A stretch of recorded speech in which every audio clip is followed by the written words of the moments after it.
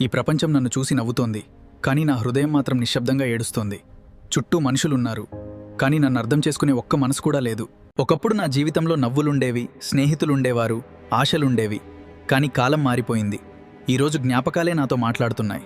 నాకు అవసరం ఉన్నప్పుడు నా పక్కన ఎవరూ నిలబడలేదు. నేను అందరి కోసం బ్రతికాను, కానీ చివరికి ఒంటరిగా మిగిలిపోయాను. దేవుడా, నిజంగా నువ్వు ఉన్నావా?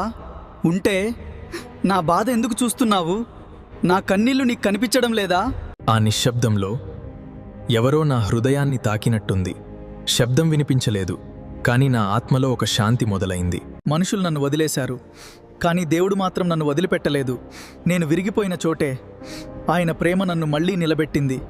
ఆ సిలువను చూసినప్పుడు నాకు అర్థమైంది, నా తప్పుల కోసం ఎవరో రక్తం చిందించారు. నా పాపాల కన్నా దేవుని ప్రేమ గొప్పది. ఎంతో కాలంగా నా హృదయ తలుపు మూసేసుకున్నాను, కానీ యేసయ్య మాత్రం వెళ్ళిపోలేదు. ఆయన ఇంకా తలుపు తడుతూనే ఉన్నాడు. ఈరోజు నేను నా హృదయ తలుపు తెరిచాను. చీకటి ఇంకా ఉంది, కానీ ఇప్పుడు నా లోపల వెలుగు కూడా ఉంది. నా కథ ముగిసిపోయిందనుకున్నాను, కానీ దేవుడు కొత్త అధ్యాయం ప్రారంభించాడు. ఇప్పుడు నాకు తెలుసు, మనుషులు వదిలిపెట్టినా దేవుడెప్పుడూ మనతోనే ఉంటాడు. ఈ వీడియో చూస్తున్న నీకొక్క మాట చెప్తున్నాను. నువ్విప్పుడు నవ్వుతూ ఉండవచ్చు, కానీ లోపల చాలా బాధతో ఉండొచ్చు. ప్రపంచం నిన్ను అర్థం చేసుకోకపోవచ్చు, మనుషులు నిన్ను వదిలిపెట్టవచ్చు, కానీ దేవుడు మాత్రం నిన్ను ఎప్పటికీ వదిలిపెట్టడు.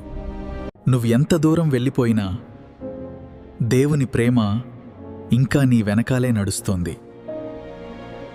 ఈరోజు నీ హృదయ తలుపు తెరువు.